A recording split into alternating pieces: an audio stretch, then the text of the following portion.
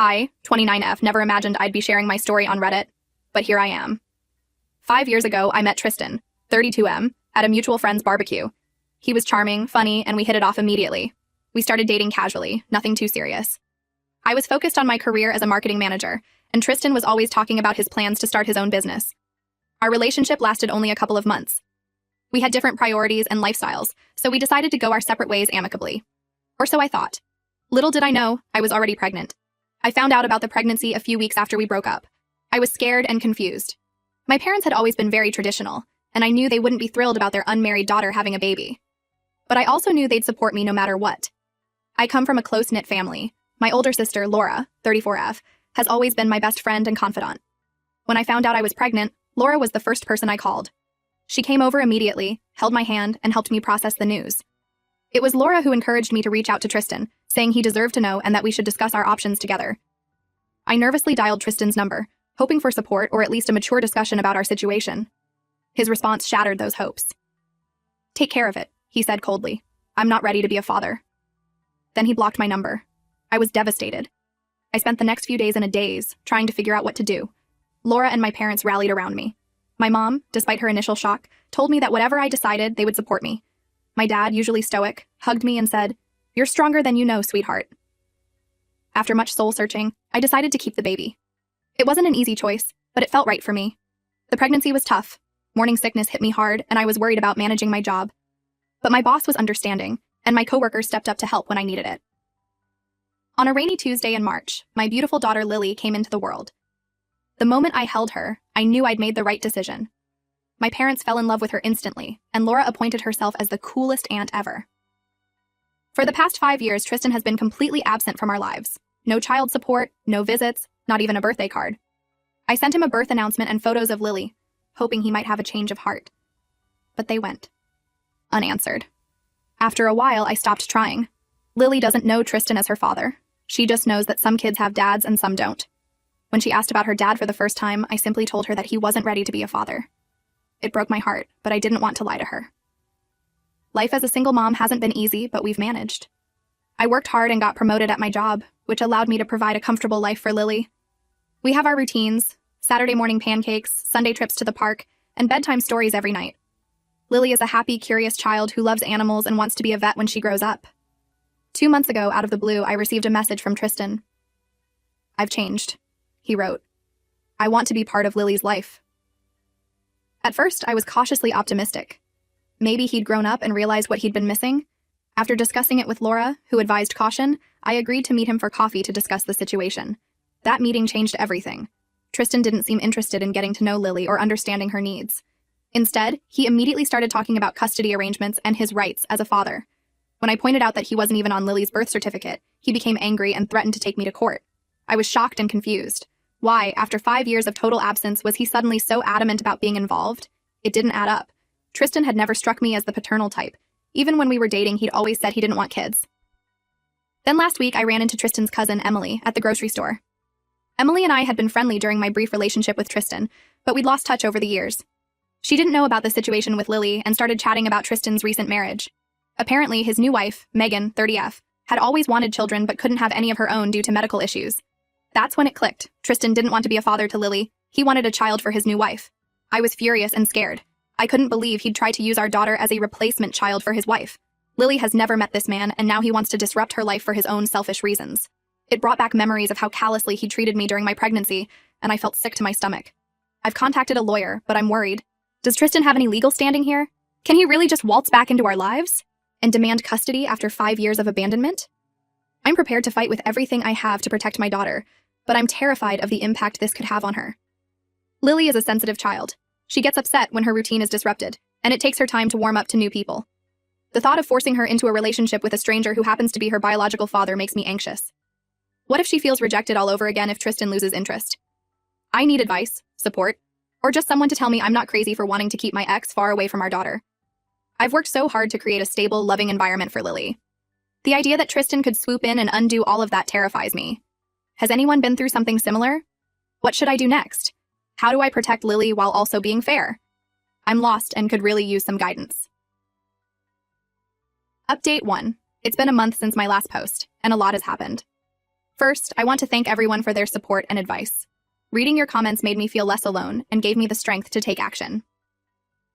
After my initial post, I had a long talk with my sister, Laura. She reminded me of how Tristan had treated me during the pregnancy and pointed out that his sudden interest seemed suspicious. Laura offered to help in any way she could, even suggesting she could take time off work to help watch Lily if needed. Her support meant the world to me. Following the advice of many commenters, I decided to be proactive and contacted a lawyer specializing in family law. The lawyer, Maria, listened to my story and assured me that Tristan's absence for 5 years would work in my favor. She advised filing for sole legal and physical custody of Lily, citing Tristan's abandonment and lack of involvement. We spent the next week gathering evidence: old text messages from Tristan refusing involvement, copies of the birth announcements and birthday invitations I'd sent him over the years, and statements from friends and family who could testify to his absence in Lily's life. My parents provided a letter detailing how they'd been present for every milestone in Lily's life, unlike Tristan. 2 weeks after we filed, Tristan was served with the papers. His reaction was worse than I expected. He showed up at my workplace, causing a scene in the lobby and demanding to see Lily. He was yelling about his rights as a father and how I couldn't keep his child from him. I was thankful I'd warned my boss about the situation. She immediately called security while my coworker, Rachel, ushered me into a conference room away from the commotion. After the incident at my workplace, Maria advised filing for a temporary restraining order, which was granted. The judge agreed that Tristan's behavior was erratic and potentially dangerous. This order meant Tristan couldn't come near me, my home, or Lily's school. It was a relief, but also made everything feel more real and scary. Throughout all of this, I've been trying my best to shield Lily from the stress. I arranged for her to spend more time with my parents, who she adores. They've been taking her on fun outings to the zoo and the children's museum, keeping her occupied and happy. I've also started her in play therapy, just to give her a safe space to express any feelings or confusion she might have about the changes in our routine. The most shocking development came last week. Maria received a call from Tristan's attorney, trying to negotiate. Their offer left me speechless. They proposed dropping any custody claims if I agreed to let Lily spend weekends with Tristan and Megan, and if I would allow Megan to co-parent Lily. They even suggested that Lily could call Megan Mom. I was absolutely furious. I couldn't believe the audacity of their proposal. It was clear they saw Lily as some sort of prop for their family, not as a real person with feelings and needs. I flat out refused their offer. There's no way I'm letting my daughter be used as some sort of part-time child for Tristan and Megan's marriage. Maria advised me that their offer actually strengthens our case, as it shows their true motives aren't about Tristan building a relationship with Lily. This whole situation has been taking a toll on me. I've been having trouble sleeping, constantly worried about what Tristan might do next. Laura has been staying with us a few nights a week, which helps me feel safer and gives me someone to talk to. My parents have also been incredible, offering emotional support and helping with Lily whenever I need it. At work, I've had to confide in my boss about the situation. Thankfully, she's been understanding and has allowed me to work from home some days when things get overwhelming. My coworkers have also rallied around me, offering to cover for me when I need to meet with my lawyer or attend court hearings. Lily, bless her heart, has been resilient through all of this. She's noticed that I've been stressed and has been extra affectionate lately, often bringing me her favorite stuffed animal to make mommy feel better. Her innocence and love keep me going on the toughest days. I'm feeling more confident about our legal standing, but I'm still worried about the emotional toll this might take on Lily if it drags on. The court date for the custody hearing is set for next month. I'm nervous, but ready to fight for my daughter. Maria has been preparing me for what to expect, but the thought of facing Tristan in court makes my stomach churn. Despite all the stress and uncertainty, I know I'm doing the right thing. Lily deserves stability and love, not to be thrust into a situation with virtual strangers who see her as a solution to their problems. I'm her mother, and I'll do whatever it takes to protect her. I'll update again after the hearing. Thank you all again for your support and advice. It means more than you know. Update 2. The custody hearing was yesterday, and I have some news to share. It was a long and emotionally draining day, but I feel like we've made progress. The day started early. I woke up feeling nervous but determined. Laura came over to help me get ready and to watch Lily. As I was leaving, Lily gave me a big hug and said, "You look pretty, Mommy." It was just what I needed to boost my confidence. When we arrived at the courthouse, I was surprised to see how many people had come to support me. My parents were there, of course, along with a few close friends, and even some of my coworkers who had taken the day off. Their presence meant everything to me. The hearing began, and our lawyer, Maria, presented our case first. She outlined my history as Lily's sole caregiver, providing evidence of the stable home environment I've created. She presented documentation of Tristan's absence over the years, including the unanswered birth announcements and birthday invitations. One of the most powerful moments came when my mom testified. She spoke about how she'd been present for Lily's birth, her first steps, her first words, all the milestones that Tristan had missed. She described how Lily was thriving in her current environment and how disruptive it would be to suddenly introduce a stranger as her father. The judge, a stern-looking woman in her 60s, listened attentively and asked thoughtful questions. She seemed particularly interested in understanding why Tristan had been absent for so long and what had prompted his sudden interest. When it was Tristan's turn to speak, he tried to paint himself as a changed man who had matured and wanted to make things right. He talked about how becoming a husband had made him realize the importance of family. However, he slipped up when the judge asked him about Lily's interests and daily routine. He couldn't answer any specific questions about her, which made it clear he hadn't made any real effort to get to know her. The real turning point came when an unexpected witness arrived. Tristan's ex-girlfriend, Tara, 31F. I had no idea she was coming, but apparently, she had reached out to Maria after seeing my original post shared on social media. Tara's testimony was emotional and powerful. She revealed that Tristan had gotten her pregnant around the same time as me, and he had also pressured her to take care of it. Unlike me, she had gone through with an abortion, which she now regrets. She described how Tristan had been manipulative and unsupportive, only concerned about how a baby would impact his life and plans. Her testimony really highlighted Tristan's pattern of behavior and lack of responsibility. It was hard to hear, but it reinforced that I had made the right decision in keeping Tristan away from Lily all these years. The judge seemed visibly moved by Tara's testimony. She asked Tristan several pointed questions about his past behavior and his current motivations. Tristan struggled to provide satisfactory answers, often contradicting himself or becoming defensive. After a short recess, the judge returned with her ruling. She granted me sole legal and physical custody of Lily. Tristan was denied visitation rights for now, with the judge stating that any future visitation would need to be supervised and gradually introduced, contingent on Tristan attending parenting classes and proving his commitment over time. The judge emphasized that stability and continuity were in Lily's best interests, and that introducing Tristan into her life at this point, especially given his questionable motives, would be potentially harmful. I felt an overwhelming sense of relief when the ruling was announced. Tears of joy and relief streamed down my face as I hugged Maria and then my family. It felt like a huge weight had been lifted off my shoulders. However, that relief was short-lived. As we were leaving the courthouse, I overheard Tristan telling Megan that this wasn't over and that they would find another way to complete their family. It sent chills down my spine. Despite the legal victory, I realized that this might not be the end of our troubles. I'm glad we won this battle, but I have a feeling the war isn't over. I'm going to stay vigilant and continue to do everything I can to protect Lily. Maria suggested we look into moving to a new home, just to be safe. It's a big step, but I'm seriously considering it.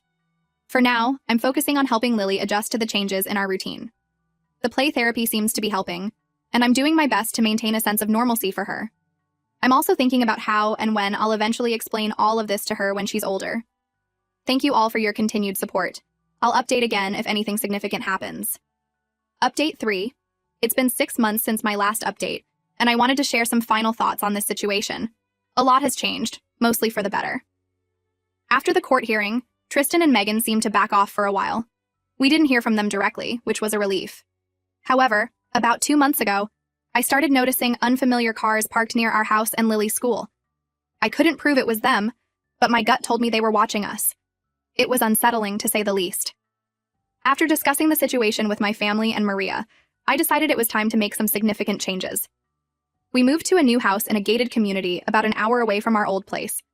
It was a big decision, and I worried about uprooting Lily. But it felt necessary for our safety and peace of mind. The move itself was challenging. Lily was upset about leaving her friends and her familiar surroundings. I enlisted the help of a child psychologist to help her process the changes. We also made the move into an adventure, letting Lily choose the color for her new room and buying her a puppy she'd been asking for. Slowly but surely, she's settling into our new home. She loves having a bigger backyard to play in and has already made a few friends in the neighborhood. I also made a career change. I found a new job that allows me to work from home most of the time. It was a lateral move in terms of my career, but the flexibility and peace of mind it provides are worth it. Being able to be home when Lily returns from school has been wonderful for both of us. As for Tristan, we haven't heard directly from him or Megan. Maria informed me that they tried to appeal the court's decision but were denied.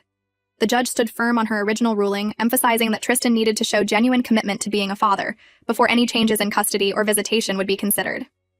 A few weeks ago, Maria called with some disturbing news. Tristan was recently arrested for harassing another woman who apparently looks a lot like me. He had been following her and trying to talk to her about their daughter. It's scary to think what might have happened if we hadn't moved. I'm grateful for the restraining order and the decision to relocate. This incident only reinforces that we made the right choice in keeping Lily away from Tristan. Lily is doing great, All things considered, the play therapy has really helped her adjust to all the changes. She's made new friends in our new neighborhood and is excited about starting kindergarten soon. She still asks about why we moved sometimes, but she seems to accept my explanations that it was for a new job and a bigger house. She still doesn't know the full story about Tristan, and I'm not sure when or if I'll ever tell her. That's a bridge we'll cross when we come to it. For now, I'm focusing on ensuring she feels loved, secure, and happy. As for me, I've started dating again, casually. It's nice to have some adult company, but Lily remains my priority. My new boyfriend, Mark, 34M, is understanding and patient, which I appreciate. He knows about my situation with Tristan and respects the boundaries I've set regarding Lily. We're taking things slow, and Mark hasn't met Lily yet. I want to be sure about our relationship before introducing anyone new into her life. My family has been incredibly supportive throughout this entire ordeal. My parents visit often, and Laura calls almost daily to check in on us. Their love and support have been a constant source of strength for me. Looking back, I'm proud of how I handled this situation. It was tough, but I stood my ground and protected my daughter. There were moments when I doubted myself or felt overwhelmed, but I never gave up.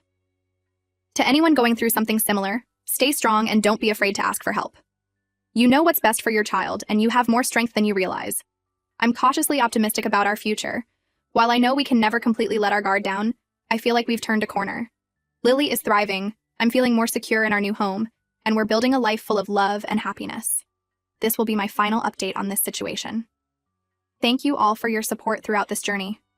Your kind words, advice, and encouragement meant the world to me during some very dark times. I hope our story can provide some hope or guidance to others in similar situations.